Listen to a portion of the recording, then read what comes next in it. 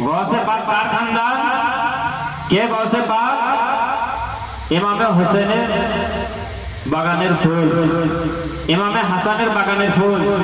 ইমাম হোসেন হাসান হোসেন কার বাগানের ফুল? হযরতে আলী। হযরতে আলী আলীর বাগানের ফুল। বিরাদারে মিল্লাতে ইসলামিয়া হুজুর গৌসে আজমের ওয়াকিয়া অনেক সরে। আমাদের গ্রামে 5 থেকে 6টার বেশি আরো জলসা হয়। অনেক ওয়াকিয়া শুনেছেন, অনেক।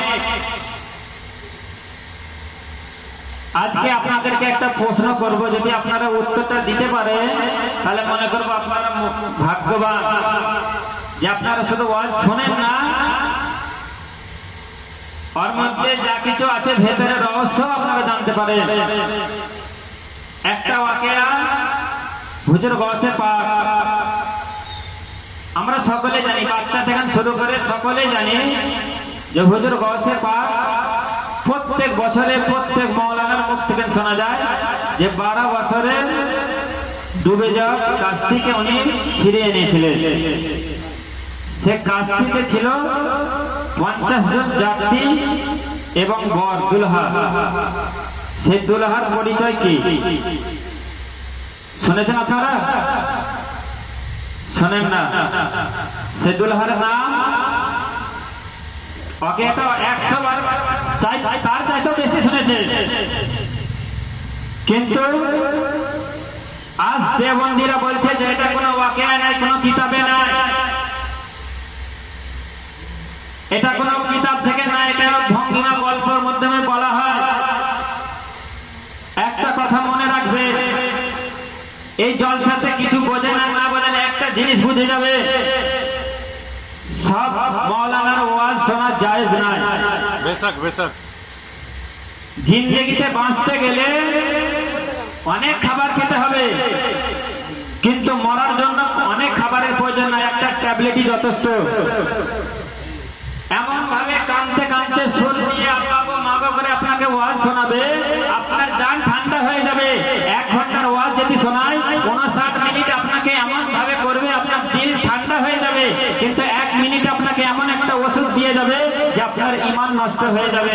বিরাদারে ইসলাম, এই যে গৌস পাকের ওয়াকিয়াটাকে নিয়ে দেওবন্দির মাওলানা, ইউটিউব মাওলানা, সেই ইউটিউব মাওলানা বলছে যে গৌসে পাকের কাছে যখন বলা হলো, মানে ও এটাকে দেখাচ্ছে যে সুন্নিরা কত বাড়ায়, কিন্তু এই বাড়াতে গিয়ে সে কুফরি লফজ বলছে। যে গৌসে পাকের কাছে এক বুড়ি কাঁদছিল, কাঁদতে কাঁদতে এসে বলছে যে আমার ছেলে এই 12 বছর হয়ে গেছে, এই রাস্তা দিয়ে বিয়ে করতে যাচ্ছিল, কিন্তু এখনো ফেরত আসে না। তখন গৌসে পাক আল্লাহ তাবারক ওয়া তাআলার কাছে দোয়া করেছিলেন, হে আল্লাহ, হে পাক পরওয়ারদিগারে আলম, হে পাক পরওয়ারদিগারে আলম, এই বুড়ি মা যে আমার জন্য দোয়া করার জন্য বলছে, আমি আপনার কাছে দোয়া করছি, আপনি এই বুড়ি মার ছেলেকে ফিরিয়ে দেন। তখন আল্লাহ নাকি বলেছিলেন যে এটা অসম্ভব। আচ্ছা, আল্লাহর কাছে কোনো অসম্ভব আছে? এই কথা যে বলবে তার ঈমান থাকবে যে আল্লাহ বলেছে অসম্ভব? আল্লাহর কাছে কোনো অসম্ভব নাই। বিরাদারে মিল্লাতে ইসলামিয়া এই বক্তা সে বলতে যে কুফরি লফজ বললো, তাই আলা হযরত বলে যে আলেম না হয়, কেউ যদি বেগার আলেম হয় তার জন্য স্টেজে বক্তব্য দেওয়া জায়েজ নয়, কারণ সে যদি ড্রাইভারিং না জানে সে কিভাবে গাড়িটাকে নিয়ে যাবে। বিরাদারে মিল্লাতে ইসলামিয়া হুজুর গৌসে পাক ওই 12 বছরের কাছ থেকে ফিরিয়ে এনেছিল। আনানোর মালিক কে? আল্লাহ। ওসিলাকার হুজুর গৌসে পাকে, দোয়াকার হুজুর গৌসে পাকে। বিরাদারে মিল্লাতে ইসলামিয়া আমরা এটা কি বলি যে আল্লাহর চাইতে বড় গৌসে পাক? কখনোই বলি না, বলি কি বড় হচ্ছে সবচেয়ে আল্লাহ। আজ মানুষ বলে আলা হযরত, আলা হযরত বলা যাবে না। আলা হযরত মানে কি? আলা হযরত মানে কি? মানে বড় হুজুর, বড় হুজুর। আল্লাহ বড় না হুজুর বড়, এরকম ভাবে মানুষকে বোঝায় যে আলা হযরত মানে হচ্ছে বড় হুজুর, আল্লাহ বড় না হুজুর বড়। আর ওর যদি 5টা ভাই থাকে, যদি জিজ্ঞাসা করা হয় এটা কোন ভাই, বলে এটা আমার বড় ভাই। তাহলে বড় ভাই আর বড় ভাই বড় হলো না আল্লাহ বড় হলো? তখন বলবে এটা ভাই ভাই বলে বলছি, আল্লাহ বলে তো বলি না। তখন আমরা বলি যে আলা হযরত বলি, আমরা আল্লাহ বলে কে বলি না, আমরা আলা হযরত বলি। যে আলা হযরতের সময় সব যত আলেম ছিল তার চাইতে বড় ছিলেন, সেই জন্য আমরা আলা হযরত বলি। আলা হযরত থেকে নিয়ে আজ পর্যন্ত ওরকম আলেম কেউ হতে পারে না, সেই জন্য ওনার এখনো নাম আছে আলা হযরত। বিরাদার মিল্লাত ইসলামিয়া, হুজুর গৌসে পাক ওই দুলহাকে তুলেছিলেন, যে দুলহার নাম হচ্ছে হযরত কবিরউদ্দিন দরিয়াই। কোন কিতাবের মধ্যে আছে? তাফসীরে নাঈমের মধ্যে আছে। কোন খানদানের ছিলেন? উনিও সৈয়দ ঘরানা ছিলেন। সুবহানাল্লাহ সুবহানাল্লাহ। বিরাদার ইসলাম, যিনি তুলছেন উনি হচ্ছেন সৈয়দ, যাকে তুলছেন উনি হচ্ছেন সৈয়দ।